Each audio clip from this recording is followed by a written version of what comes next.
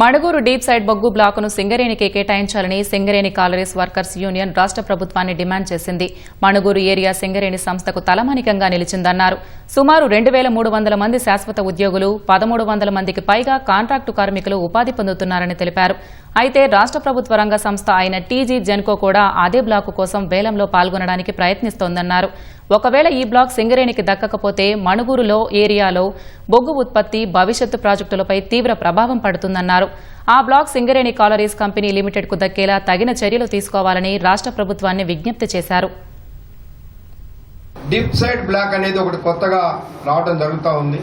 ఆ deep side black కి టెండర్లు వేసుకోవాలని చెప్పేసి కేంద్ర ప్రభుత్వం నోటిఫికేషన్ ఇచ్చింది 2 నెలల క్రితం.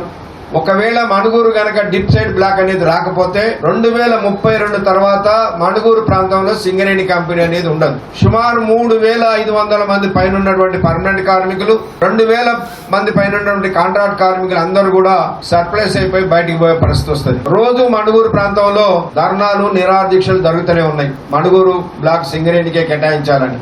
ఇంత జరుగుతున్నా ఈ రాష్ట్ర ప్రభుత్వం జెన్కో కంపెనీకి తీసుకోవాలనే ప్రయత్నం చేస్తుందంటే కేవలం కాంట్రాక్టర్లని లబ్ధి చేకూర్చి 100 కోట్ల రూపాయలు దీని వెనక చేతులు మారటమే అనేది దురుద్దేశం ఉన్నది.